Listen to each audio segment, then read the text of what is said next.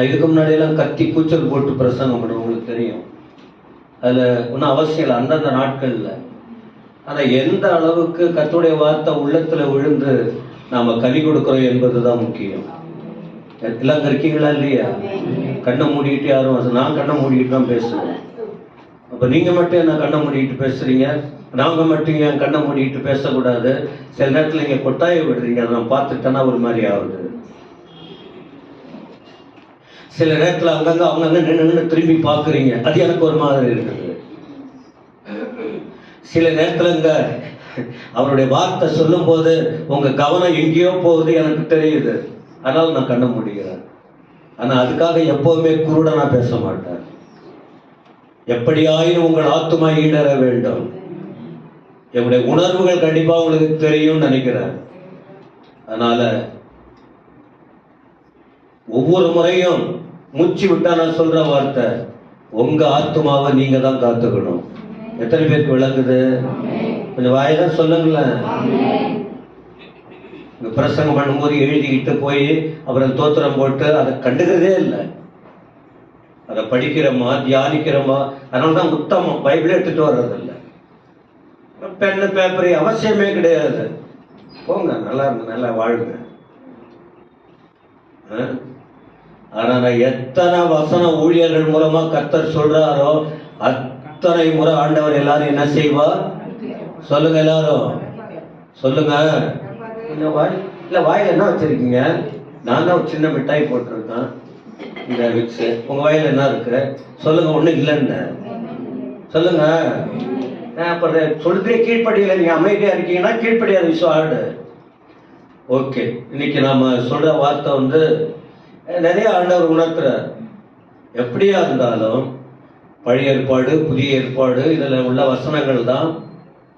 புதுசா என்ன சமைச்சு கொடுக்க முடியும்? நீங்க எல்லாரையும் கூட பாருங்க, என்னத்த புதுசா சமைச்சு போடுறாங்க. நான் ஆச்சி மசாலா போடுவாங்க, இல்ல புதுசா அறிமுகம் வரும்போது ஏதாவது இல்ல அதுதான். ஆனா என்னது பேர் என்ன? சாம்பார் தான். பேர் என்ன? மாசாதம் தான். இல்ல வேற ஏதாவது புது கண்டுபிடிப்பு இருக்கா? புது கண்டுபிடிப்பு வயிற்றுக்கு கோளாறு உண்டாக்கிடும். புதுசா ஹோட்டலுங்க வருது. அப்ப என்ன சொல்ல வருகிறேன்? இந்த வேதாகமத்தில் ஆதியாகமம் முதல் வெளிப்படுத்தல் வரைக்கும் இருக்கிற வசனத்தை வைத்துதான் தேவ ஜனங்களுக்கு தெளிவா சொல்லி கொடுக்க, இப்ப சொல்லுங்களேன், சொல்லி கொடுக்க முடியும். சொல்லி கொடுக்க முதல்ல சொல்லி கொடுக்க முடியும், சொல்லி கொடுக்க வேண்டும். உஷாரா இருப்பீங்கன்னு பாக்குறேன். வேற வழி இல்லை. புது கண்டுபிடிப்புக்கு பைபிள்ல இன்னொரு பைபிள் வர வேண்டிய அவசியம்.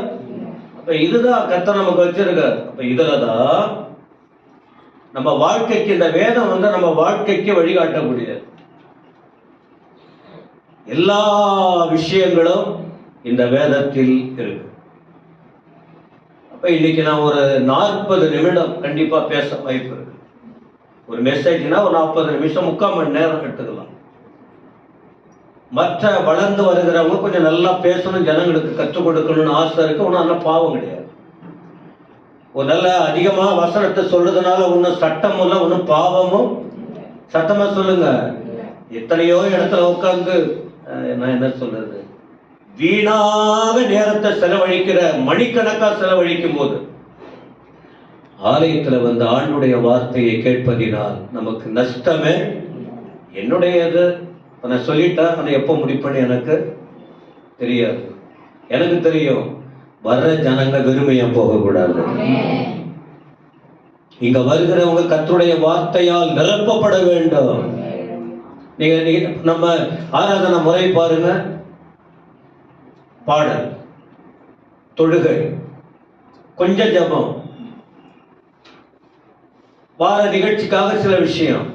அப்ப அதிகமா முக்கியத்துவம் எதுக்கு கொடுக்கிறோம்? 2 காரியம் தான்.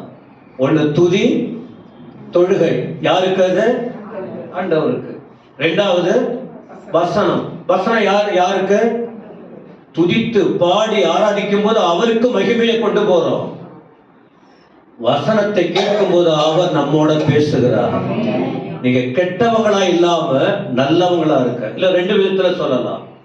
ஒன்று, பாதிக்கப்பட்டவங்க இனி பாதிக்கப்படாதபடிக்கு வாழ்க்கையை காத்துக்கொள்ள. ரெண்டாவது, தப்பு செய்யறவங்க இனி தப்பு செய்யாம. பாதிக்கப்படுதல்னா மற்றவங்களால, பாதிக்கப்படுதல்னா மற்றவங்களால பாதிக்கப்படுறது. தப்பு செய்யறவங்கன்னா நாம தப்பு செய்யறது. அப்ப திரும்ப நாம பாதிப்புக்குள்ள போகாம, நாம திரும்ப தப்பு செய்யாம, இந்த ரெண்டு காரியத்திலும் நாம வளராம இருந்தால் இந்த வாழ்க்கையில் தெளிவா கர்த்தருக்காக சாட்சியா இருக்க ஆத்மாவை இழந்துடுவோம். இல்ல மனுஷீகத்துல இடம், மனுஷீகம் சிந்திக்கணும், அவ்வளவுதான். நமக்கு இருக்கிற அறிவு, நமக்கு இருக்கிற அனுபவம், நமக்கு இருக்கிற படிப்பு, நமக்கு இருக்கிற தங்களை அறியாத ஒரு மேட்டிம் அப்படியே வரும் மேல. அதை வெட்டி செதுக்காத பட்சத்தில் நீங்க பாதிப்பிலிருந்து வெளியே வர முடியாது. நீங்க பாவத்திலிருந்து வெளியே வர, சத்தமா சொல்லுங்க, அதற்குரிய போதனை தான் ஆண்டவர் கற்றுக் கொடுப்பார். அப்ப இதை தெளிவா கேட்டு, வெட்ட வேண்டியதை வெட்டி தூக்கி போட்டுடணும், கட்ட வேண்டியதை கட்டி காத்து கொள்ளணும், பிடிக்க வேண்டியதை பிடிச்சுக்கணும், விட வேண்டியதை விட்டுணும். அப்பதான் நல்ல நல்ல நிலைமை இருக்கும். மருத்துவர்கிட்ட போனா இதை விட்டுருங்கன்னு சொல்றாங்க, விட்டுட்டாதான் ஆரோக்கியம். இல்ல எனக்கு இதுவும் வேணும், எனக்கு அது வேணும்னு சொன்னால் நல்லா இருக்காது. இதே போல இப்ப இது புரிஞ்சிருக்கும்னு நினைக்கிறேன். இப்போ வசனம் கேட்கிற முறை என்ன, வசனம் என்ன, நாம யாரு? கண்ணை கொஞ்சம் நல்லா தைச்சிங்க. கொஞ்சம் தூங்குற போல தெரியுது சிலர். பக்கத்துல யாராவது கொஞ்சம் கண்ணு பாருங்க, அப்படியே பாருங்க, பக்கத்துல யாராவது கொஞ்சம் கண்ணை இழுக்கிற போல இருக்கான்னு. எனக்கு அப்படின்னா ரொம்ப கோபம் வரும். நாங்களாம் இரவு ஜபத்துல வந்து கஷ்டப்பட்டு இருக்கிறோம். ஓகே, இப்ப இந்த மாதத்துல நீங்க கவனிச்சு பாருங்க. 4வது ஞாயிற்றுக்கிழமை வசனம் ஒன்னா இருக்கும். ஆனா எத்தனை பிரசங்கம் கிடைச்சிருக்கு பாருங்க. நம்ம வளர்த்து எத்தனை ஸ்டெப்,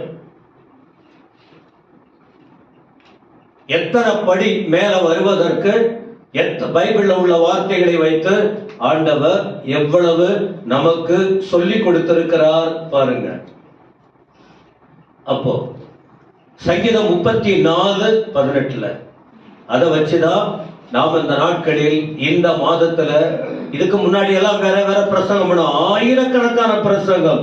கர்த்தருடைய கிருபையினால் ஒரு வசனம் படித்து ஜெபம் பண்ணா அதிலிருந்து நிறைய வார்த்தைகளை கர்த்தர் கொடுக்கிறார். அதற்காக கர்த்தருடைய நாமத்திற்கு ஸ்தோத்திரம்.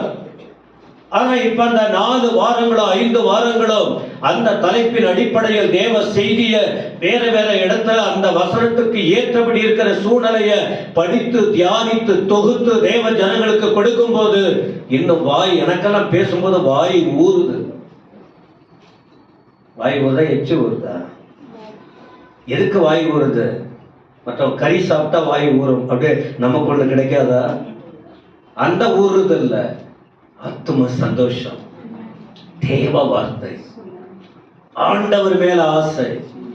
அப்போ நொறுங்குண்ட இருதயம் உள்ளவர்களுக்கு கர்த்தர் சமீபமாய் இருந்து நறுங்குண்ட ஆவி உள்ளவர்களை ரட்சிக்கிறார். இப்ப எல்லாம் கொஞ்சம் பாருங்க, விழிப்பா 3 பிரசங்கம் பண்ணி இருக்கிறது. அதுல 3ல எத்தனையோ 3 தலைப்பு ஒண்ணு, ஆனா 3 குறிப்பு. எத்தனை ஆண்டவருடைய வார்த்தை. அப்ப நான் இந்த முறை எடுத்தது நறுங்குண்ட ஆவி, நறுங்குண்ட ஆவி, நறுங்குண்ட இருதயம். அது 2 தான் இருக்கு. நறுங்குண்ட 4 வசனம் தான் இருக்கு. அதுல வசனம் தேடி பார்த்தா அந்த நறுங்குண்டங்கிற வார்த்தைக்கு நிறைய வசனம் பைபிள்ல இல்ல. நொறுங்குண்ட 2 ஒண்ணுதான், கொஞ்சம் கொஞ்சம் மாற்றம். ஆனா அந்த நறுங்குண்ட வார்த்தையை மட்டும் எடுத்துக்கிட்டேன். நொறுங்குண்ட யூடியூப்ல, இதுல கிரேஸ் டெலிவிஷன்ல நான் 6 மெசேஜ் கொடுத்துருக்கிறேன். நொறுங்குண்ட அது இன்னும் அவங்க போடுவாங்க. அப்ப வித்தியாசமான வசனம், 10 நிமிஷம் தான் அதுல. சரி, அப்ப முதல்ல என்ன பார்த்தோம்? நறுங்குண்ட ஆவியுள்ளவர்களை ரட்சிக்கும் தேவன். நறுங்குண்ட இருதயம் உள்ளவர்களை புறக்கணியார். யாரையும் அவர் தள்ளுறதில்லை. சபையில கூட யாரையும் நாம தள்ள மாட்டோம். அவங்களா போயிட்டா நாம ஒண்ணும் பண்ண முடியாது. போய் மாட்டிக்கிட்டு அவஸ்தப்பட வேண்டியதான். ஓரளவுக்கு தான் ட்ரை பண்ணுவோம். வேண்டாம், நேரா மறைவா சுட்டி காட்டுவோம். வேணாம் கெட்டு போவாதீங்க. யாரையோ பார்த்து எதையோ பார்த்து நீங்களே யோசித்துக்கிட்டு வீணா ஆத்மாவை கெட்டுக்காதீங்க. ஓரளவுக்கு சொல்லதான் முடியும். நம்ம யாரையும் தள்ளுறதில்லை. என் கண்ணால பார்த்தா கூட அவங்க தப்பு செய்யறாங்கன்னு தெரியுது, சரியில்லைன்னு தெரியுது. நம்ம யாரையும் தள்ளுறதில்லை. சபை என்பது தள்ளுவதல்ல, சபை என்பது உணர்த்தி காட்டி அரவணைத்து கொண்டு போவது. அப்ப இதெல்லாம் நீங்க புரிஞ்சுக்கிட்டீங்கன்னா நீங்களும் யாரையும் என்ன செய்ய மாட்டீங்க, வெறுக்க மாட்டீங்க, ஒதுக்க மாட்டீங்க. நான் இந்த சபைக்கு வர்றதில்ல ஐயா, அவங்க தப்பு பண்ணியிருக்காங்க, அவங்க தப்பு பண்ணதுனால இந்த பாஸ்ட் அவங்கள வச்சு ஜெபம் பண்ண சொல்றாரு, அவங்கள வச்சு இதை பண்றாரு. அப்படி பார்த்தா முன்னாடி பிரசங்கம் பண்ற பாஸ்ட் என்ன ஹோலி மேனா? இந்த மைக்கேல் நாட்டு பாடுறீங்களா ரொம்ப பரிசுத்தமா? இந்த கோயில்ல வெள்ளப்படவா அதெல்லாம் போட்டுக்கிட்டு வர்றீங்களா? நம்மகிட்ட ஒரு தப்பு கூட இல்லையா? இப்ப இருக்க என்ன கடவுளுக்கு யாமரியம் பராபரனே. அவங்கவுங்க பார்வை, அவங்கவுங்க பேச்சு, அவங்கவுங்க சிந்தனை, அவங்கவுங்க நடைமுறை, அவங்கவுங்க வாழ்க்கை பயன் என்னன்னு அவங்கவுங்களுக்கு எல்லாருக்கும் முன்ன சொல்லலாம். எல்லாருமே கர்த்தருக்கு முன்னால தப்பிக்க எல்லாரும். எனக்கு பவுல் சொல்றாரு, எனக்கோ கிறிஸ்துவின் சிந்தை உண்டாயிருக்கிறது. அப்ப கிறிஸ்துவின் சிந்தையை தரித்தவங்க கிறிஸ்துவை போல இருக்கீங்களா இல்லையா? கொஞ்சம் கவனிங்க. என்ன பாருங்க, அங்கங்க பார்க்காதீங்க. அப்படியே அந்த வசனம் வேற அப்படியே போயிடும் உங்க காதுக்குள்ள.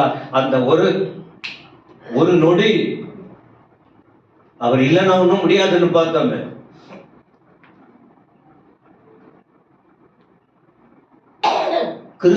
கிறிஸ்தவர்கள் கிறிஸ்துவின் சிந்தையை தரித்து கொள்ளணும். யாரையும் ஆண்டவர் ஒதுக்கலையே. பவுல் சொல்றாரு, இவங்களை விட்டு ஒதுங்கிடு, விக்கிரக ஆராதனை விட்டு ஒதுங்கிடு. யாரை விட்டு ஒதுங்கணும்? யார் சொல்றது? பவுல் சொல்றாரு. ஆனா ஆண்டவர் சொல்ற விதம் வேற. பவுல் நிருபங்கள்ல எழுதுறாரு, சாத்தானுக்கே ஒப்பு கொடுத்துறாரு. சிலர் அடங்காதவங்கள, சபையை மதிக்காதவங்கள சாத்தானுக்கே ஒப்பு கொடுத்துறாரு. ஆனா ஊழியக்காரவங்க ஒப்பு கொடுத்துட்டா கர்த்தர் அந்த ஜபத்தை என்ன செய்யறாரு? கேட்கிறாரு. எல்லாம் ஜனங்களுக்கு புரியாது. நீங்கள் புரிந்து கொள்ளுங்க. ஆண்டவருக்காக வசனத்தின்படி வாழுங்க. மூணாவது ஒண்ணு பார்த்தோம். அவர் என்ன பண்றாரு? நறுங்குண்ட இருதயம் உள்ளவர்களை குணமாக்குகிறார். இது 3 காரியம் பார்த்துட்டோம். அப்ப அடுத்த வசனம் ஏதாவது கிடைக்குமான்னு பார்த்தேன். கோர்வை வசனம் கிடைக்கல.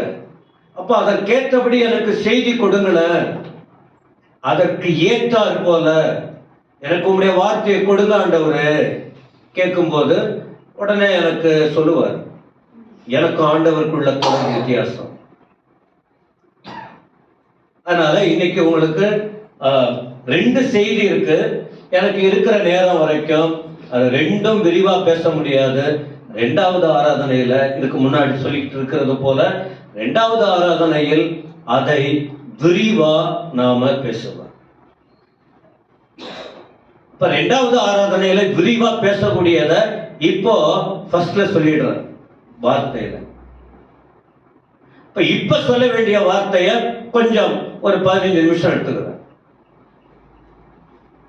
நீங்களும் நேரத்தோட ஆலயத்துக்கு என்ன செய்யுங்க சொல்லுங்க. முதல் பாடல் பாடும்போதே ஆலயத்துக்குள்ள இருக்கணும்.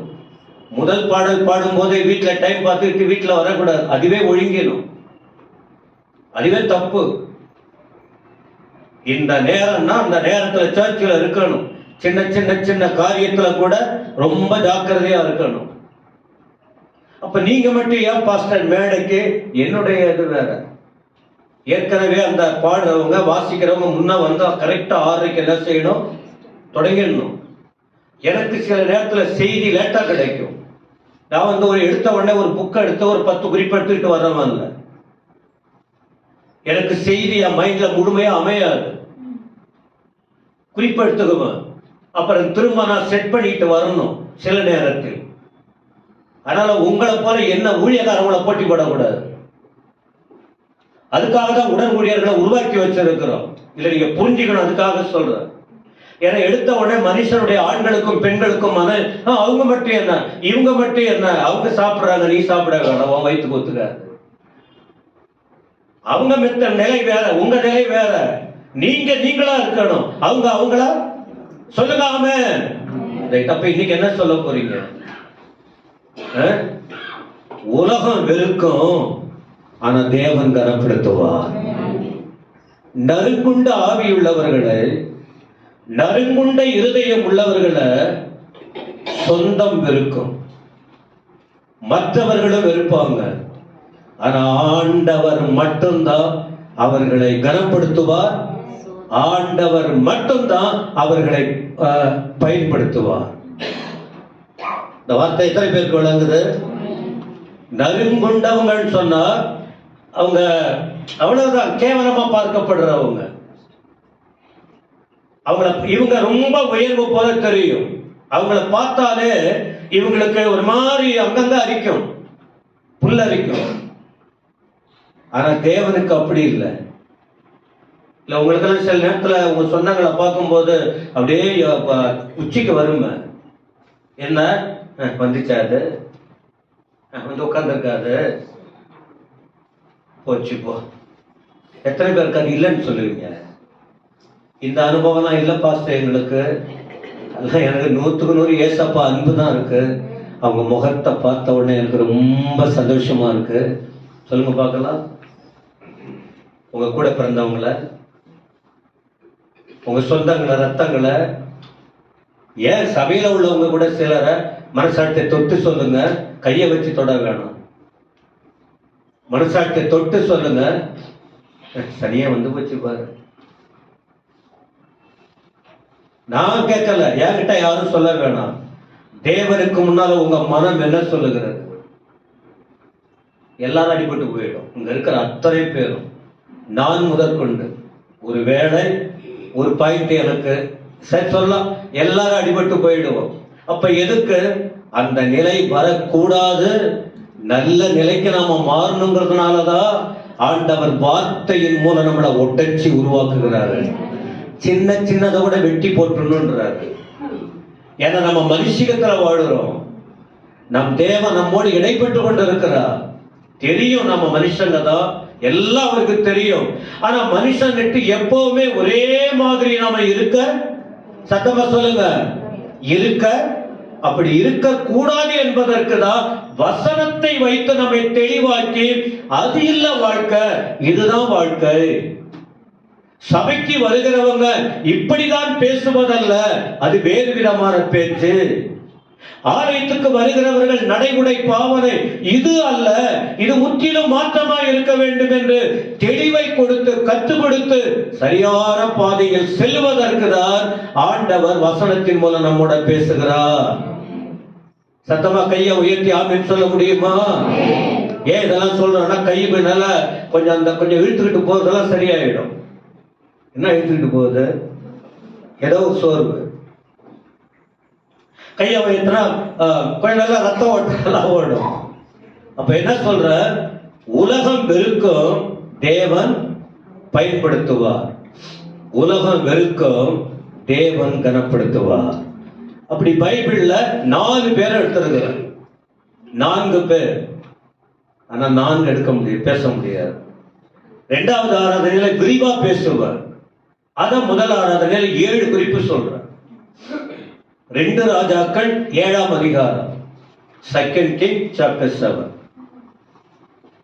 அதுல ஜனங்களால் ஒதுக்கப்பட்ட ஒரு 4 பேர். அப்ப அவங்க நறுங்குண்ட ஆவி உள்ளவங்க. யாரால ஒதுக்கப்பட்டவங்க? ஜனங்களால், ஊரால, உறவுகளால, நண்பர்களால, கூட இருந்தவர்களால ஒதுக்கப்பட்ட ஒரு 4 பேர். நீங்க அதை படிச்சு பார்த்தா தெரியும். 3ஆம் வசனம் முதல் 11 வரைக்கும் அங்க இருக்கும்.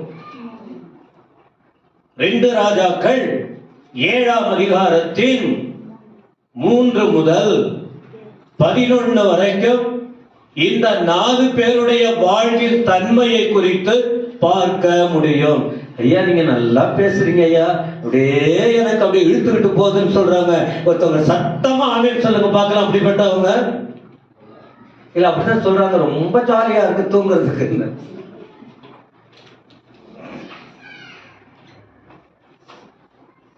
ஜனங்களால் ஒதுக்கப்பட்ட 4 பேர். இத முன்னாடி சொல்லிடுற இந்த 4 பேர் யாருன்னு இல்ல கவனிக்கிறீங்களா? இந்த 4 பேர் யார் தெரியுமா? சொல்லுங்க. சரி, குஷ்டரோகி வச்சுக்குவோம். இந்த குஷ்டரோகிகள் யாரா?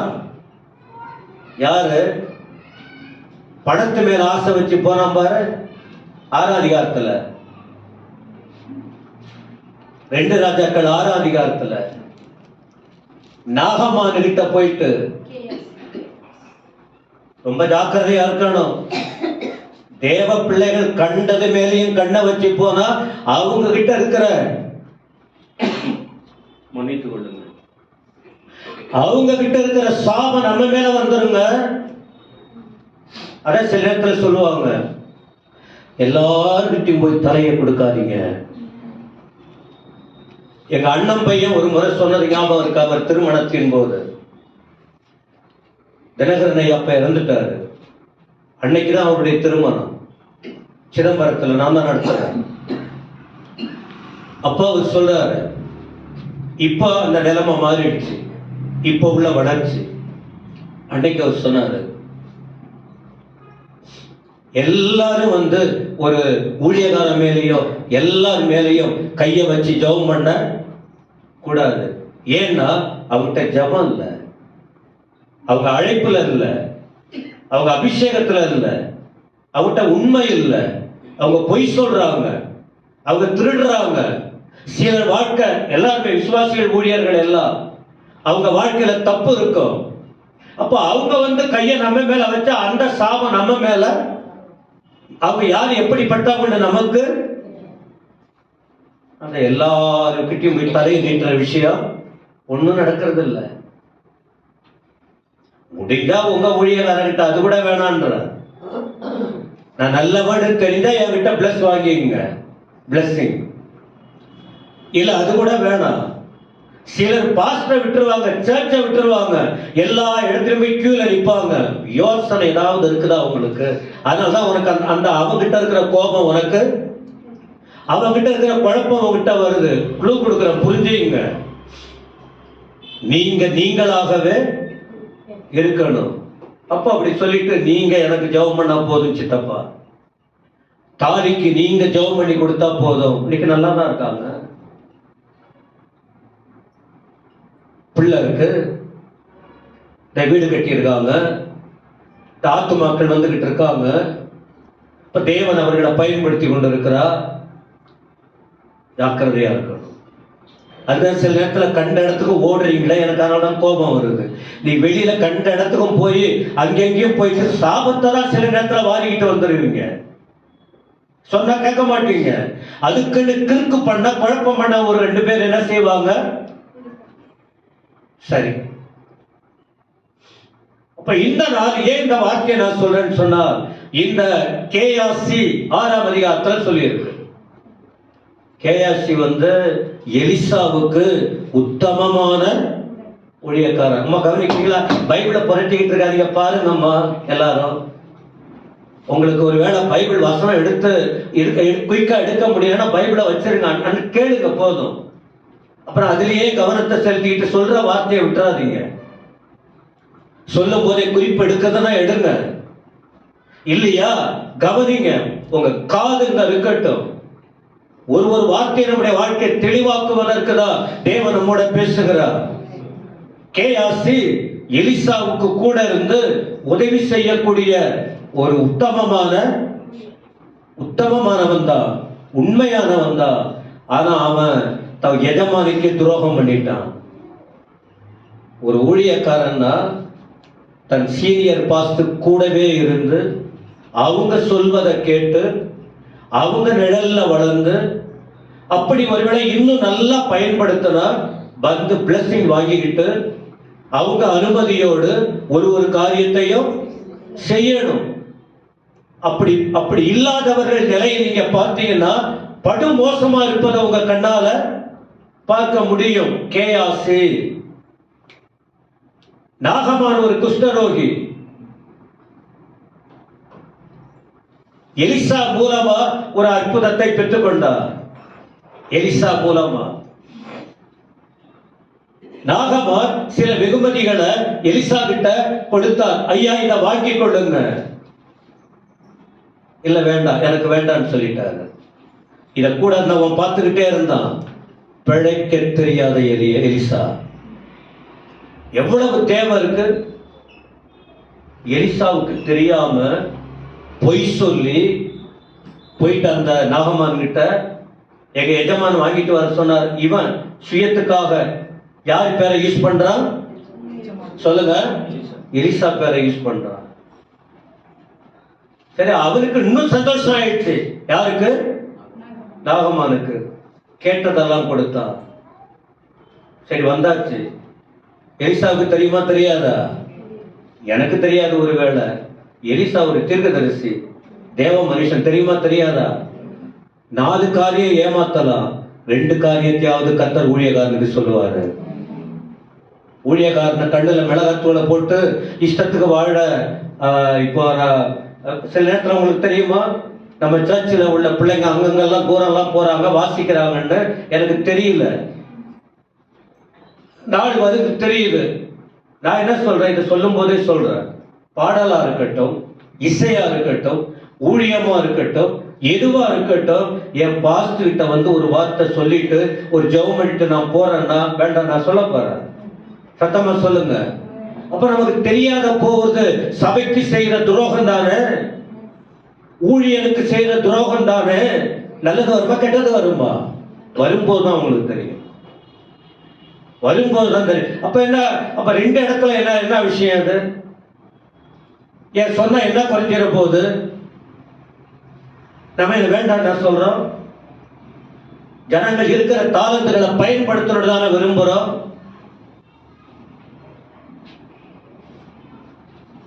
ஏன் இந்த ஏமாற்றுத்தன்மை? இன்னப்ப குணங்கள் மாறலையே, ஏன் இந்த உண்மைத்தன்மை இல்லை? நாள் வரும், அது என்னங்கிறத நீங்களே புரிஞ்சுக்குவீங்க. கேயாசி விஷயம் எலிசாவுக்கு தெரிஞ்சுதா தெரியலையா? சத்தமா சொல்லுங்க. அவ்வளவுதான். கண்டிச்சாரு, உணர்த்தி காட்டினா, ஒரே ஒரு வார்த்தை சொன்னார். அவ்வளவுதான். இந்த தப்பு பண்ணதுனால அந்த சாபம் மேல வரப்போகுதுன்னு. ஊழியக்காரவங்க மனம் பதறி ஒரு வார்த்தை சொல்லியாச்சுன்னா அவங்க சொன்னா நடக்குமா? கண்டிப்பா நடக்கும். கண்டிப்பா நடக்கும். என்னடா அப்படி தப்பு பண்ணிட்டேன்னு சொல்லி எலிசா கிட்ட சொல்லிட்டு மனம் பதறி சொன்னார். 6 அதிகாரத்தில் தான் இருக்கு. நாகமானின் குஷ்டம் யாருக்கு வந்தது? சத்தமா சொல்லுங்க. கேயாசிக்கு வந்தது. சொல்ற வார்த்தை நீங்க கேட்காம, அது என்ன? இது உங்களை கெடுக்கிறதுக்குன்னே 2 பேர் எழும்புவாங்க. உங்களை தவறா நடத்துறதுக்கே 2 பேர் எழும்ப. ஊழியக்காரர்களை விட, உபதேசத்தை கற்றுக் கொடுக்கிறவர்களை விட, நல்வழி காட்டக்கூடியவர்களை விட சைடுல வர்றவங்க உங்களை நல்ல வழி நடத்துவாங்களா? கொஞ்சம் சத்தமா சொல்லுங்க. ஏன் இந்த தெளிவு கிறிஸ்தவர்களுக்கு இல்லாம இருக்கு? இது சுயநலம் இல்லை. இது சுயநலம் இல்லை. எல்லாரும் எழும்பணும்னு ஆசைப்படுகிறோம். அந்த குஷ்டம் யார் மேல வந்தது? அவனுக்கு மட்டும் இல்ல, அவனுடைய 3 சத்தமா சொல்லுங்க 3 பிள்ளைகள் மேல. இந்த கேயாசி, இந்த 3 பிள்ளைங்க, இந்த 4 பேரு தான் இந்த குஷ்டரோகிகள்னு பாரம்பரியத்தில் சொல்றாங்க, ஹிஸ்டாரிக்கல்ல. அதுக்குதான் சொன்னேன், சில காரியத்துல நம்ம ஈடுபடும் போது நல்லதா நினைப்போம். நல்லதா இருந்தா சந்தோஷம்தான். ஆனா நம்ம நோக்கம் சரியில்லைன்னா, அந்த நோக்கம் சரியில்லை, அது சபைக்கு மாறானது, வேதத்துக்கு மாறானது, ஆண்டவருக்கு மாறானது, தெய்வீகத்துக்கு மாறாததுன்னா அது பின்னால் வருகிற சாபம் யாரா இருந்தாலும் அவர்கள் மேல் வரவே வரும். விளக்குச்சா உங்களுக்கு? இப்ப எவ்வளவு பயந்து இருக்கணும்னு சொல்ல வருகிறேன், எவ்வளவு ஜாக்கிரதையா இருக்கணும்னு சொல்ல வருகிறேன். நீங்க நேற்று வந்த விசுவாசிகள் அல்ல, ஒன்றும் புரியலையேன்னு சொல்ல. கண்டிப்பா நான் சொல்ற விஷயம் உங்களுக்கு புரியும். புரியும் சொல்றவங்க ஆமேன்னு சொல்லுங்க. இத போல வசனம் அவசியமா அவசியம் இல்லையா? சத்தமா சொல்லுங்க. உங்க வீட்டுல உள்ளவங்க சொல்லிக் கொடுக்க மாட்டாங்க, எக்கேடாவது கெட்டு போன்னு சொல்லிடுவாங்க. நீ போய் 4 இடத்துல அவமானப்பட்டு அடிப்பட்டு வெட்கப்பட்டு தலை குனிஞ்சு வந்தாதான் உனக்கு தெரிய போகுது, இப்ப நான் சொன்னா உங்களுக்கு தெரியாதுன்னு சொல்லி விட்டுருவாங்க வீட்டுல உள்ளவங்க. ஆனா சபையில் அப்படி இஷ்டம் போல யாரையும் விட வராதவர்கள் அல்ல, வந்தவர்களுக்கு. வராதவங்களுக்கு இந்த செய்தி இல்ல, இந்த வந்தவங்க, நீங்க வந்தவங்க. அப்போ இதை கேட்கும் போது நாம யோசிக்கிறோம், என் நிலைமை என்ன? அப்ப இந்த 4 குஷ்டரோகிகள் வேகமா சொல்ற, ஜனங்களால் ஒதுக்கப்பட்ட 4 பேர். இப்ப முதல்ல இவங்க யார்? 4 பேரும் குஷ்டரோகிகள். 4 பேரும் குஷ்டரோகி. குஷ்டரோகி எங்க இருக்க வேண்டிய இடம் எங்க? பாளையத்துக்கு புறம்ப. லேவியராகமம் 13ஆம் அதிகாரம் 45-46, லெவிட்டிகஸ் 13:45-46 அதுல இருக்கு. தியானம் பண்ணிங்க. ஜனங்க கிட்ட சாபம் பெற்றவர்கள், தள்ளப்பட்டவர்கள் ஜனங்களோட ஐக்கியமா இருக்க முடியாது, ஒதுக்கப்படுவார்கள், ஒதுங்கி போவாங்க. ஆனா நாம என்ன சொல்றோம்? அது நடக்கக்கூடாது. நாம தேவனுக்குள் இருக்கிறதினால் நாம அப்படி இருக்கக்கூடாது, நமக்குரியவர்கள் அப்படி இருக்கக்கூடாது என்று யோசிக்கிறோம். அதனால்தான் குஷ்ட ரோகிகளை கூசாமல் தொட்ட ஆண்டவர். அதனால யாரையும் அவங்க ஒதுக்கலாம், பிரமாணத்தின்படி அவங்க ஒதுக்கலாம். ஆனால் சபையோ தேவ ஜனங்களோ யாரை அவர் குற்றவாளியா இருந்தா கூட அவர்களை ஒதுக்க கூடாது, அவர்களை நேசிக்கணும், அவர்களுக்காக ஜெபிக்கணும், அவர்களை கிறிஸ்துவின் பண்பிலே கொண்டு போக வேண்டும். எத்தனை பேருக்கு விளங்குது? இது உங்களுக்கும் உங்க குடும்பத்துக்கு நன்மையா இருக்குமா இருக்காதா? இல்ல நல்லதுதான் ஆண்டவர் சொல்லி கொடுக்கிறாரா? நாம் பேசல, ஆவியானவர் உணர்த்துவது. 2வது, இந்த பாளையத்துக்கு புறம்பானவங்க எங்களுக்கு என்ன போச்சு? இது இந்த 7ஆம் அதிகாரம் உங்களுக்கு பின்னாடி சொல்லி கொடுக்கறதால வேற சத்தியம் இருக்கு. நான் இதையும் அதிக லிங்க் பண்ணல. நான் வேற அந்த குறிப்பிட்ட நபரை மட்டும், அந்த ஒதுக்கப்பட்ட நபரை மட்டும் தான் எடுத்துக்கிறேன். அதனால வேற சத்தியங்கள் இருக்கு. அதை தனியா எடுக்கும் போதுதான் நீங்க சரியா புரிந்து கொள்ள முடியும்.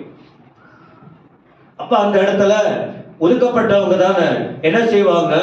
யாருமே நம்மள கண்டுக்கல, நம்ம என்ன நம்ம பாட்டுக்கு போகலாம் அப்படின்னு இல்ல. அவங்களுடைய நல்ல குணத்தை பாருங்க. மனுஷன் தான் நல்ல குணம் இருக்கணும். அவன் வியாதியோ நல்ல நிலையோ, ஒரு மனுஷனா நல்ல புத்தி அவங்களுக்கு. இவங்களுடைய நல்ல புத்தி பாருங்க. இவர்களுக்கு 4ஆம் வசனத்துல நன்மைக்கு ஒன்றுபடுகிறார்கள். என்னத்துக்கு?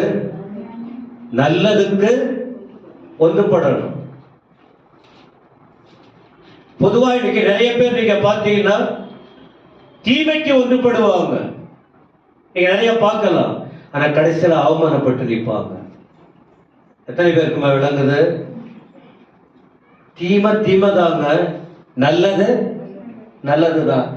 கெட்டதுன்னா கெட்டதுக்குரிய பலன் கண்டிப்பா, நல்லதுன்னா அதான் அன்னைக்கு ஆண்டவர் சொன்னாரு காயினை பார்த்து, நீ நன்மை செஞ்சா உனக்கு மேன்மை.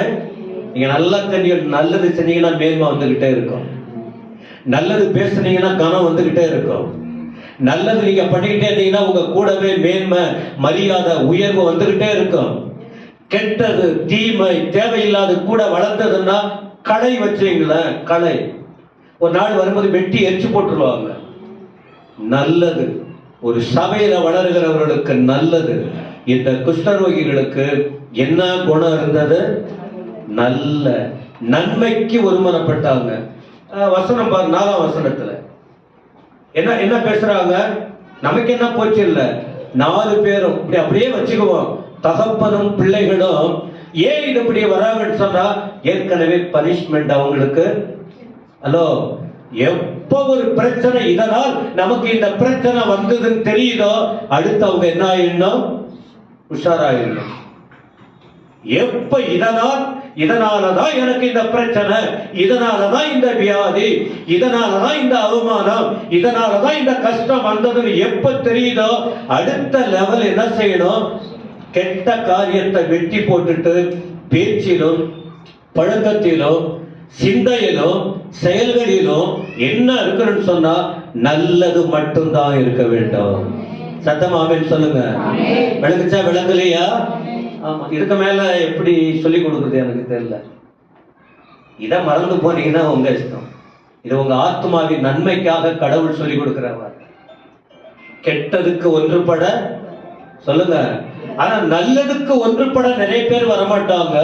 கெட்டதுக்காக ஒன்றுபட ஒரு கூட்டமே சேர்ந்துருவாங்க. ஆனா நன்மைக்கு ஒன்றுபட வேண்டும். நன்மைக்கு 4 பேர், தகப்பனும் பிள்ளைகளும் ஒன்றுபட்டார்கள் ஒரு மனம். சங்கீதம் 133:1 இதோ சகோதரர்கள் ஒருமித்து வாசம் பண்ணுகிறது, எத்தனை நன்மையும் எத்தனை இன்பமும். நல்லது பாருங்க, எத்தனை இன்பம் எத்தனை நன்மை, ஒன்றுபடுதல். அதனால என் அன்பு சகோதர சகோதரிகள், புருஷன் மனைவி ஒற்றுமையா இருக்கணும். பெற்றோர் பிள்ளைகள் நல்லதுக்கு ஒன்றுபடுங்க. சபையில் இருக்கிற மக்கள், ஊழியக்காரவங்க, சபையில் இருக்கிற ஆண்கள் பெண்கள், சபையில வளர்றவங்க, நீங்க வெளியில பழகினாலும் சர்ச்சுக்குள்ள பழகினாலும் நமக்கு நல்லா தெரியும் இது தீமையா தெரியுது. அவங்களுக்கு சப்போர்ட் பண்ணிட்டு அவங்ககிட்ட தொங்கிக்கிட்டு போக ஒதுங்கிடணும். ஏன்னா இது உங்க ஆவிக்குரிய வாழ்க்கைய கெடுத்துரும். ஆரம்பத்துல தெரியாது. இப்ப கேயாசிக்கு ஆரம்பத்துல சத்தமா சொல்லுங்க தெரியல. கேயாசிக்கு ஆரம்பத்துல தெரியல, இப்ப தெரியுது. நம்ம வழி விலகி போனதுனால் ஏற்பட்டதான சத்தமாமே சொல்லுங்க. எல்லாம் இந்த பைபிள் பார்த்துக்கிட்டு இருக்கீங்களா, தூங்குறீங்களா எனக்கு தெரியல. இதை கேட்டு விழிப்பற்று போனீங்கன்னா நான் என்ன பண்றது? 3வது,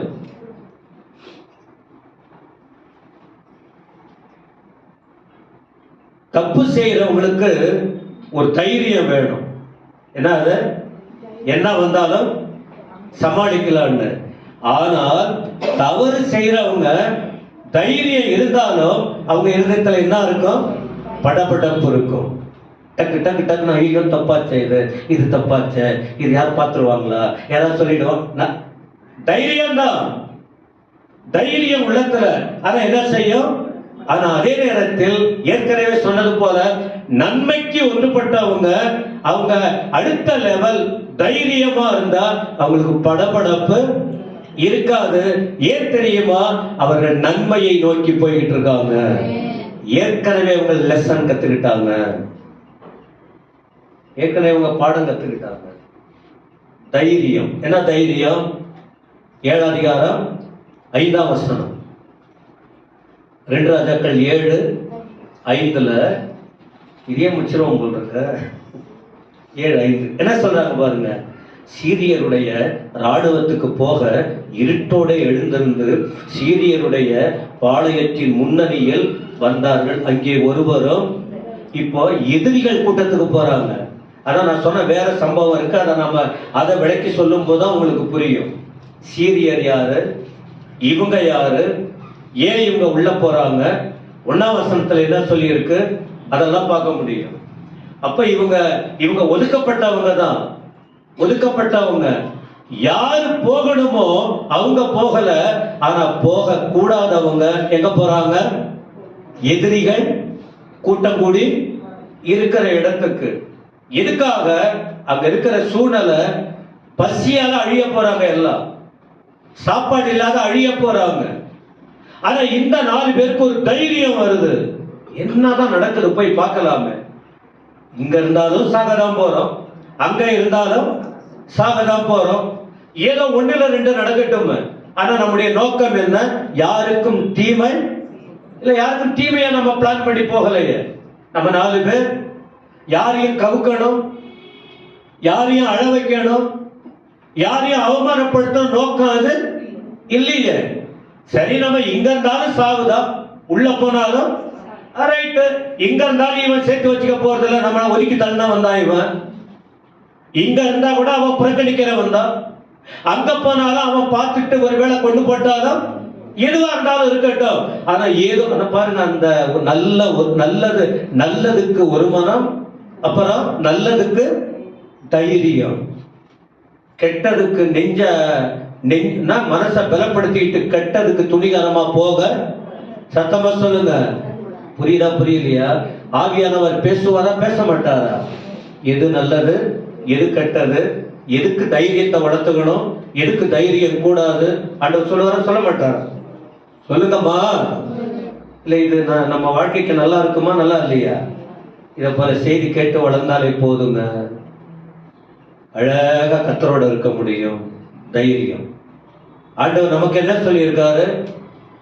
நாம தேவ பிள்ளைகள், நாம தப்பு பண்ணல. ஆனா என்ன செய்யலாம் தெரியுமா? எபிரேயர் 4:15 படி தைரியமாய் அந்த கிருபையின் ஆசனத்துக்கிட்ட போகணும். நல்லது நடந்தாலும் சரி, கெட்டது நடந்தாலும் சரி, கிறிஸ்தவர்கள் என்ன செய்யணும் தெரியுமா? கிறிஸ்து கிட்ட போகணும். எப்படி? தைரியமா. தப்பு செய்யறவங்க தைரியமா போக முடியுமா? ஒரு தப்பு செய்யறாங்க, போலீஸ் ஸ்டேஷனுக்கு தைரியமா போயிட்டு பாப்பா போகலான்னு சொன்னா வருவாங்களா? சொல்லுங்க. ஐயோ நாம வர மாட்டோம், அப்படியே ஒதுங்கி போவாங்க. ஆனா ஒரு தப்பு செய்யாதவங்க தைரியமா. அப்ப ஆண்டவர் அந்த தைரியத்தை அவர் ரத்தத்தால நமக்கு கொடுத்திருக்கிறார். சத்தமா? 5வது 7ஆம் அதிகாரம் 8ஆம் வசனத்துல இவங்க அந்த குஷ்டரோகிகள் பாளையத்தின் முன்னணி மட்டும் வந்த போது உள்ள போய் பார்க்கிறாங்க. அங்க போன உடனே பாருங்க, நோக்கம் நல்லா இருந்ததுனால அவங்க வாழ்க்கையில நடக்கிறதெல்லாம் நல்லதாவே நடக்குது. சத்தமா சொல்லுங்க. ஹலோ, பாக்குறீங்களா? நம்ம வாழ்க்கையில நோக்கம், நம்ம எடுத்து வைக்கிற முயற்சி, நம்முடைய பேச்சு வார்த்தை, நம்முடைய செயல்பாடுகள், அந்த ஆட்டிடியூட்னுவாங்க, அது நல்லா இருந்ததுன்னா நம்ம எங்க போனாலும் நல்லதே நடக்கும். சிலர் சொல்லுவாங்க, உங்க மனசுக்கு நீங்க நல்லாவே இருப்பீங்க, உங்க குணத்துக்கு நீங்க நல்லாவே இருப்பீங்க, உங்க வாழ்க்கை நீங்க போற போக்க பார்த்தா நீங்க எதிர்காலம் ரொம்ப நல்லாவே. அப்ப ஏதோ ஒரு நல்லதை பார்க்கிறாங்க. உள்ளம் நல்லது இருக்கணும். அப்ப இவங்க நோக்கம் நல்லது. அதனால் அவங்க புறப்பட்டு போன பிறகு அங்க ஜாலி என்னது, குறைவோடு போறாங்க. இப்ப அவங்களுக்கு என்ன கிடைக்குது? சத்தமா சொல்லுங்க. குறைவோடு போறாங்க, அவங்களுக்கு என்ன கிடைக்குது? அல்லேலூயா. 2வது ஆறுதெல்லாம் நான் பேசுறேன், அதை மட்டும். ஏன்னா நீங்க வர போறது இல்லையே. ஏன் தெரியுமா? சங்கீதம் 146:7 சொல்லுகிறது, அவர் பசியா இருக்கிறவளுக்கு ஆகாரம் கொடுக்கிறார். சத்தமா ஆமென். வலது கையை உயர்த்தி ஆமென் சொல்லுங்க. நல்லா இருக்கிறவங்க பசியா இருக்க மாட்டாங்க. கடவுளுக்காக வாடுறவங்க பசியா இருக்க மாட்டாங்க. ஆத்ம பசியும் இருக்காது, சரீர பசியும். எங்க வீட்டுல பூனைதான் படுத்திருக்கு, எங்க வீட்டுல ஒண்ணுமே இல்லை, எங்க வீட்டுல ஒண்ணுமே இல்லை. காரணம் என்ன? நோக்கம் நல்லதா இருக்கட்டும், நோக்கம் நல்லதா இருக்கட்டும். எனக்கு இல்லைன்னா கூட மற்றவனுக்கு ஒரு பிளேட் சாப்பாடு கொடுக்கிறேன். என் புருஷனுக்கு இல்லை, என் பிள்ளைக்கு இல்லை, எனக்கு இல்லை, நான் மற்றவங்களுக்கு கொடுக்கிறேன். இந்த 4 குஷ்டரோகிகளின் உணர்வு என்ன? எங்க உயிர் போனாலும் பரவாயில்ல, என்னதான் நடக்குது போய் பார்க்கலான்னு உள்ள போனாங்க. அங்க போன உடனே ஒதுக்கப்பட்ட 4 பேர் வயிறு நிரம்ப சாப்பாடு கிடைச்சிருக்கு. சத்தமா ஆமென். எவ்வளவு ஆண்டவரின் நடத்துதல். என்ன நினைச்சுக்கிட்டீங்க இந்த தேவனை? இன்னும் ஒரு விஷயம் இருக்கு, அது இப்ப சொல்ல மாட்டேன். தேவன் எப்படி எல்லாம் கிரியை செய்யறாரு. இதுதான் அப்படின்னு பாருங்க. அதான் வாய் ஊறுது. இதுக்குதான் வாய் ஊறுது. எதுக்கு? கரும்பு சாப்பிட்டு வாய் ஊறுறது இல்ல, தேவ வசனத்தை தியானிக்கும் போது வாய் ஊறும். ஓ ஜீசஸ். பசியா இருக்கிறவனுக்கு ஆண்டவர் ஆகாரத்தை கொடுக்கிறார். தேவ பிள்ளைகளை சும்மா விட மாட்டார். ஆனா நாம யாருக்கும் குறைவு, யாருக்கும் நாம துரோகம் பண்ண சொல்லுங்க. மற்றவங்க வயிற்றுல நாம அடிக்க கூடாது. நம்ம வயிற்றுல மற்றவங்க அடிக்கிறாங்களா, நம்ம வயிறு நிரம்ப கர்த்தர் போஷிப்பா. நாம யார் வயிற்றுலையும் அடிக்க கூடாது, அப்படின்னா யாருக்கும் ட்ரபிள் பண்ண கூடாது. 5வது விஷயம், இப்படி இப்ப சாப்பிட்டாங்க, திருப்தியா இருக்கிறவங்க என்ன பண்ணணும்? படுக்கையை போட்டு என்ன செய்யணும் சொல்லுங்க? இன்னைக்கு நிறைய பேர் அதுதானே, நான் உண்டு, என் புருஷன் உண்டு, மனைவி உண்டு, பிள்ளை தூங்கு ஃபர்ஸ்ட். நல்லா இருக்கிறவங்க யான் பெற்ற இன்பம் பெருக இவ்வையகமே. நான் ஒரு நல்லதை பெற்றுக்கொண்டேன், என் வாழ்க்கையில ஒரு நல்ல சந்தோஷம், இத பிறருக்கு நான் போயிட்டு சொல்லணும். இந்த 4 பேருக்கு குஷ்டரோகி தான், புறக்கணிக்கப்பட்டவங்க தான், ஆத்தும பாரம் அவங்களுக்கு இருக்கு. 5வது ஆத்தும பாரம் இருக்கா?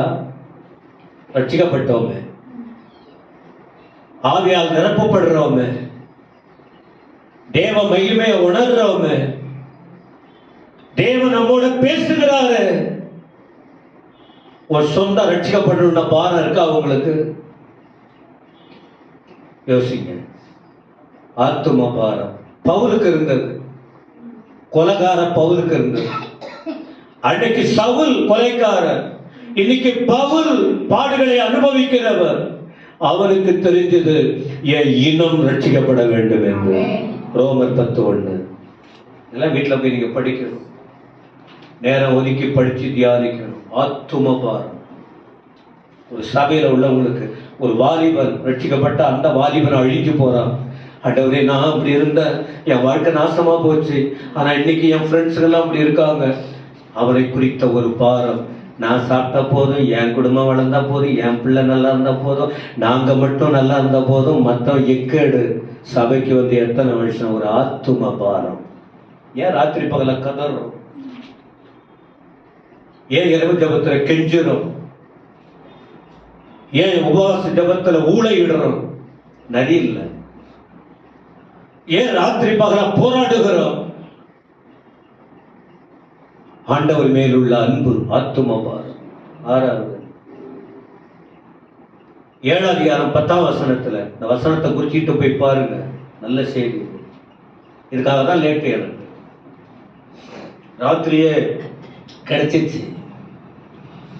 காலையில 1 மணி நேரம் ஜபம் முடிச்ச பிறகுதான், செகண்ட் ஜபத்துல தான் இதை ரெடி பண்ணணும். புதுசா சமைக்கணும். பிரசங்கம் என்பது புதுசா சமைச்சு கொடுக்கணும். இப்ப புதுசா சமைச்சு கொடுக்கணும்.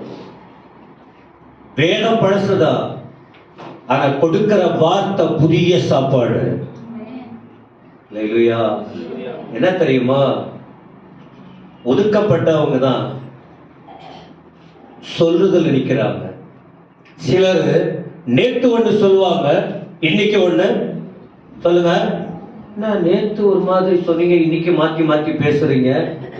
இவங்க சொன்னாங்க, சொல்லின்படி செய்தாங்க. சொல்லும் செயலும். நம்ம என்ன சொல்றோம் அதான் உங்களுக்கு சொல்லி இருக்கிறேன். ஒரு உண்மையை சொல்றவங்க தடுமாறவே மாட்டாங்க.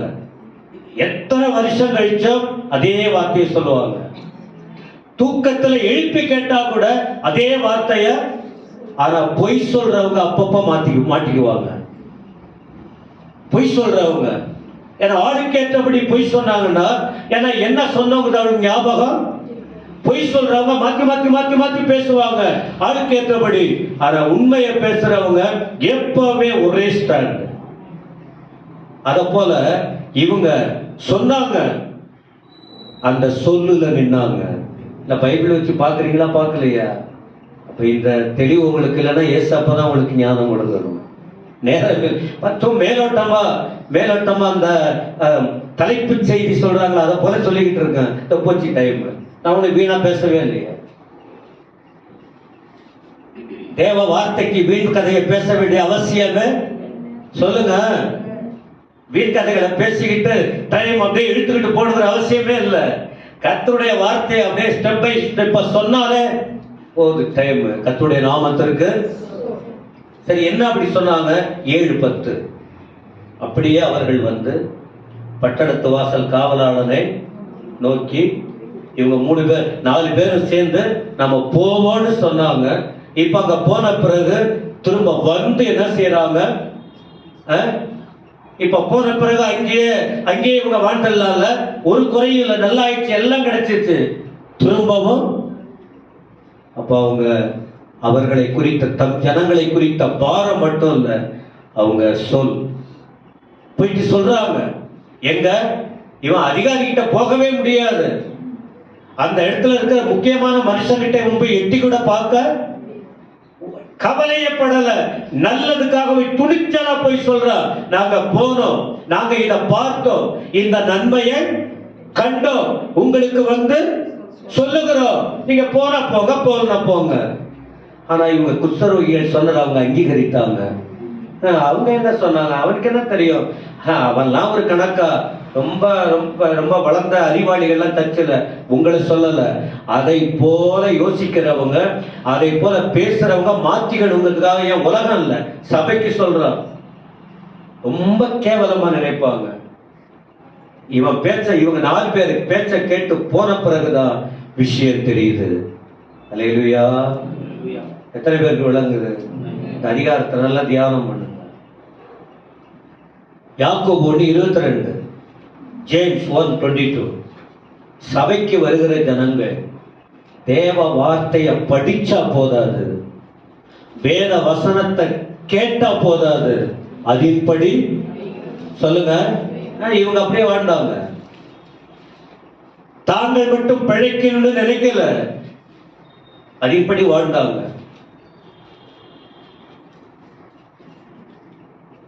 ஆண்டவர் வார்த்தை மாறாதது. ஒரு வார்த்தையை நாம கேட்கிறோம், கேட்டு அதின்படி நாம நடக்க வேண்டும், அதின்படி நடக்கணும். சர்ச்சுக்கு வந்தவங்க ஒவ்வொருவரும் ஒவ்வொரு முறையும் தேவன் ஆவியானவர் மூலம் கொடுக்கிற வார்த்தைகளை கேட்டு ஒவ்வொருவரும் அந்த வசனத்தின்படி வாழ்ந்தால் பங்கார்பேட்டில் எவ்வளவு பெரிய எழுப்புதல் வந்திருக்கும். நம்ம இருதயத்திலேயே எழுப்புதல் இல்லை, நம்ம குடும்பத்திலேயே ஒருமனம் இல்லை, நம்ம வீட்டிலேயே கீழ்ப்படிதல் இல்லை, குடும்பத்திலே சமாதானம் இல்லை, மற்றவெல்லாம் நல்லா இருக்கிறான், ஆண்டவர் அறிந்த குடும்பம் இன்னைக்கு மோசமா இருக்கு. பாரம் இருக்கா நமக்கு? ஏன் தெரியுமா? கிறிஸ்தவங்க யார் தெரியுமா? மற்றவங்களுக்கு ஆசீர்வாதமா இருக்கக்கூடியவங்க. இவங்க மற்றவங்களுக்கு ஆசீர்வாதமா இருந்தாங்க. 7வது குறிப்பு 11ஆம் வசனம் பாருங்க. அப்பொழுது அவன் வாசல் காக்கிற மற்றவர்களை கூப்பிட்டார், அவர்கள் உள்ளே போய் ராஜாவின் அரண்மனையா இருக்காதை அறிவித்தார். அதன் பிறகு அவங்க போய் பார்த்தாங்க. அங்க போன பிறகு இவர்கள் எதிர்பார்ப்புக்கு மாறான நிறைவை கண்டு காணப்பட்டார்கள். அல்லேலூயா. அப்போ இந்த 4 பேர் சுயநலவாதிகளா இருந்திருந்தா, ஏற்கனவே இவங்க வஞ்சத்தை உள்ளத்துல வச்சுக்கிட்டு, குறும்ப உள்ளத்துல வச்சுக்கிட்டு, இவங்க ரூட் வேற மாதிரி போய் இவங்க மட்டும் இருந்திருந்தா இன்னைக்கு அதான் அந்த நாடு தன்னுடைய சொந்த ராஜ்யம், தன் ஜனங்கள். ஆனா இப்ப என்ன, எனக்கு என்ன உணர்ந்துன்னா, இவங்க செய்த ஒரு இவர்களுக்கு கிடைச்ச பனிஷ்மெண்ட் இவர்கள் வாழ்க்கையே மாற்றி விட்டது. இவங்க வாழ்க்கை மாறினது மட்டும் இல்ல, ஒரு தேசத்துக்கே ஆசீர்வாதமா மாறிட்டாங்க, தன் சொந்த ஜனங்களுக்கே ஆசீர்வாதமா மாறிட்டாங்க. சின்னதுன்னு நினைக்க கூடாது, நம்முடைய பொறுப்பு நிறைய இருக்கு. ஏதோ வந்தோம் போன வாழ்க்கை இல்ல, கிறிஸ்தவங்க தங்கள் நிலையை யோசிக்கணும். ஆபிரகாமுக்கு ஆண்டவர் சொன்னார், எங்கேயோ விக்கிரகத்துக்குள்ள உட்கார்ந்து இருந்தவன், ஆண்டவர் பேசினார், கீழ்ப்படிந்து வந்தார். ஆதியாகமம் 12:2-3. ஆண்டவர் வார்த்தைக்கு கீழ்ப்படிந்து வந்தார். அப்ப ஆண்டவர் சொன்னார், நீ ஆசீர்வாதமாய் இருப்பாய், உன் நிமித்தம் எல்லாரும் ஆசீர்வாதமாய். சத்தமா சொல்லுங்க. சர்ச்சுக்கு வந்தவங்க சுயநலவாதியா இருக்க கூடாது.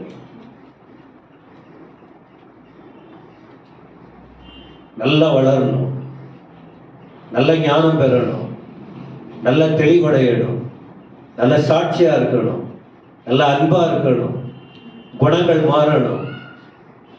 நாம கெட்டு போனா கூட பரவாயில்ல, நாம கெடும்படி கர்த்தர் யாரையும் விட மாட்டார்.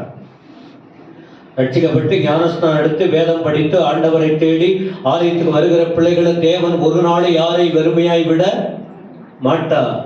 ஏன்னா தேவன் அப்படிப்பட்டவர் அல்ல. ஆண்டவர் எல்லாவற்றையும் பார்க்கிற தேவன். எனவே இப்போ முதல்ல பாருங்க, இப்போ முதல் குறிப்பு இல்லை, செகண்ட் சர்வீஸ்ல தான் பேச போறேன். அவ்வளவுதான் நேரம். வேற என்ன பண்ண முடியும்? மெசேஜ் 7 குறிப்பு கிடைச்சிருக்கு. 7 குறிப்பு அப்படியே நம்ம இருதயத்துல பூரணமா நிரம்பணும். உங்க குடும்பம் நல்லா இருக்குமா, நல்லா இருக்காதா? சத்தமா சொல்லுங்க. உங்கள் வாழ்க்கை, உங்கள் கணவன், மனைவி, பிள்ளைகள், பெற்றோர், உடன்பிறப்புகள், உங்கள் உறவுகள், நீங்க இருக்கிற போகிற இடம், சபை, உங்களோட பழகிறவங்க, உங்களின் நிமித்தம் சந்தோஷமா இருப்பாங்களா, இருக்க மாட்டாங்களா? சொல்லுங்க சத்தமா. அப்ப இந்த இடத்துல யார் இவங்க? ஜனங்களால் ஒதுக்கப்பட்டவங்க. நறுங்குண்ட ஆவி, நறுங்குண்ட இருதயம். கேர் பண்ணல, நான் கண்டுக்கவே இல்லை, கண்டுக்கவே இல்லை. ஆனா அவங்களுடைய குணம் ஆண்டவர் கண்டுக்க வச்சாரு. காரணம் அவருடைய முந்தைய வாழ்க்கை சரியில்லை, தப்ப உணர்ந்தாங்க. அடுத்த வாழ்க்கை சரியாக. ஏன் நம்முடைய ஆரம்ப வாழ்க்கை, நம்முடைய வாழ்க்கையில் உள்ள கடந்த கால காரியங்கள் கர்த்தர் உணர்த்துவாரு. திரும்பவும் நாம் அந்த வழிக்கு போய்விட ஒரு புதிய வழியை நோக்கி போகணும். இவங்க அப்படிதான் போனாங்க. படி 7 படி கீழே போனாங்களா, மேல வந்தாங்களா? சொல்லுங்க சத்தமா. இவங்க கீழே போனாங்களா, மேல வந்தாங்களா? சொல்லுங்க. அப்போ இவங்க யாரு? குஷ்டரோகம், ஒதுக்கப்பட்டவர்கள். ஒதுக்கப்பட்டவங்க தான். என்னாச்சு அவங்களுக்கு? நன்மைக்கு ஒன்றுபடுதல். மூன்றாவது தைரியம். தங்களுக்காக அல்ல, பிறருக்காக தான் தைரியம். மூன்றாவது தைரியம். நாலாவது குறையோடு போனாங்க. முதல்ல யாருக்கு நிறைவு கிடைத்தது? கடவுளுக்காக தங்கள் குறைகளை, தங்கள் குற்றங்களை, தங்கள் பாவங்களை, தங்களுடைய காரியங்களை உணர்ந்து நல்ல வழிக்கு வந்தால் அவர்கள் வாழ்க்கையில் உள்ள குறைவு மாறிக்கிட்டே இருக்கும். நல்ல நிறைவு தேவன் தருவார். அப்படி இருக்கிறவங்க, குறைவோடு இருக்கிறவர்களை பார்த்து ஆத்தும பாரம் கொள்வாங்க. நான் என் வாழ்க்கை நல்லா ஆயிடுச்சு, ஆனா அவங்க வாழ்க்கை இப்படி இருக்க. ஆத்தும பாரம். ஆத்தும பாரம் இருக்கிறவங்க அடுத்து என்ன செய்வாங்க? தான் சொன்ன சொல்லில் அப்படியே மாத்திர மாட்டாங்க, ஆளுக்கேற்றபடி மாற மாட்டாங்க. கடைசியா இவர்களால் மற்றவர்களுக்கு, ஆண்டவர் நம்ம பாவத்தில் இருந்தோம், சாபத்தில் இருந்தோம், இருளில் இருந்தோம், நம்ம அழைச்சி கொண்டு வந்து ஆலயத்தில் வச்சு அலங்கரிக்கிறது காரணம் நாம் ஆசீர்வதிக்கப்பட வேண்டும், நாம் மற்றவர்களுக்கு ஆசீர்வாதமா இருக்கணும். அதற்காக தான் இயேசு நமக்காக வந்தார். அப்ப ஆண்டவருடைய பிள்ளையா வாழுங்க.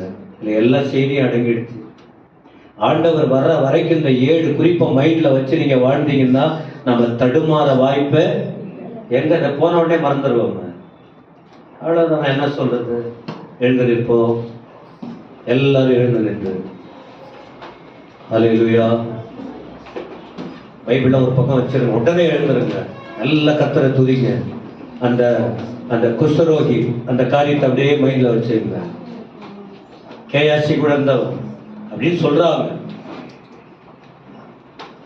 பாரம்பரிய செய்தியில. அப்ப அவங்க கிட்டே நல்ல காரியம் இருந்திருக்கு, அவங்க கிட்டே நல்ல காரியம் இருந்திருக்கு. நாமும் நம்முடைய வாழ்க்கையில் கெட்டவங்கன்னு பேர் வந்திருக்கலாம், கெட்டவங்கள கூட இருந்திருக்கலாம். நல்லவங்களா மாறணும்னு கர்த்தர் நம்ம பிறருக்கு ஆசீர்வாதமா இருக்கணும்னு விரும்புகிறார். ஒரு நல்ல எண்ணத்தை உருவாக்கிக்குவோமா. நான் எல்லாத்தையும் விளக்கமா புள்ளியா கிள்ளி சொல்லி கொடுக்க முடியாது. ஆனா பரிசுத்த ஆவியானவர் நம்முடைய கண்களை திறந்திருக்காரு. இதை நிறைய பேர் பார்க்க போறாங்க, இதை நிறைய பேர் கேட்க போறாங்க. அதே போல அங்க தூரத்துல இருக்கிறவங்களும் இந்த வார்த்தையை உணர்ந்து தங்கள் வாழ்க்கையை அமைத்துக் கொண்டால் அநேகருக்கு ஆசீர்வாதமாக இருக்க முடியும். இப்ப நல்லா வாய் விட்டு ஒரு 5 நிமிஷம் எடுத்துக்குவோம். ஏன்னா ஒண்ணு வெளியில யாரும் 2வது ஆராதனைக்கு வந்தவங்க ரோட்ல யாரும் அதிகம் நிக்கல, யாரும் ஒண்ணு வெளியில அப்படியே கூட்டமா நிக்கல. ஒரு 2-3 பேர் நிக்கலாம். ஒரு வேளை வாய்ப்பு திருப்பீங்களா? இந்த பலத்தை பெற்றுக்கொள்ளுவீங்களா? ஸ்தோத்திரம், நல்ல ஸ்தோத்திரம் பண்ணுங்க. ஸ்தோத்திரம், ஸ்தோத்திரம், ஸ்தோத்திரம், ஸ்தோத்திரம், ஸ்தோத்திரம். சத்தமா சத்தமா சத்தம். அந்த அந்த 4 குற்றம் இனி நீங்க மறக்கவே முடியாது. 2 ராஜாக்கள் 7ஆம் அதிகாரத்தில் உள்ள 4 குஷ்டரோகிகளின் நற்பண்புகளை நீங்க மறக்கவே முடியாது. மனுஷன் எப்பவுமே பிறக்கும் போது கெட்டவன் அல்ல, இடையில கெட்டவனா மாறுறா. ஆனா வாழ்க்கை நல்லவங்களாய் மாறுறதுக்கு வழியை கர்த்தர் வச்சிருக்கிறா.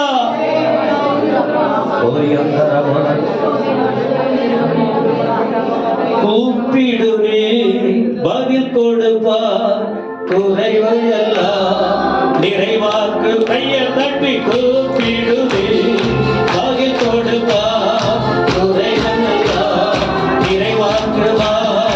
உண்மையாக தேடுவோமே உள்ளத்தில் பகிடுவா. உண்மையாக தேடுவோமே உள்ளத்தில் பகிடுவா. கொண்டாடுவோம் அவர் அவர். சொல்லுங்க எல்லாரும் சொல்லுங்க. கையை தட்டி கண்ணை மூடி, கையை தட்டி கண்ணை மூடி. தேவ பிரச்சனைக்குள்ள, தேவ வல்லமைக்குள்ள, தேவ கிருபைக்குள்ள, தெய்வீக விடுதலை, தெய்வீக சமாதானம் ஆலயத்து வருகிற தேவ ஜனங்கள் நல்ல வார்த்தைகளை கேட்டு, நல்ல வார்த்தைகளை கேட்டு வேலம் பெற்று விடுதலையோடு போக ஆவியானவர்களை நிரப்போ. சொல்லுங்க எல்லாரும்.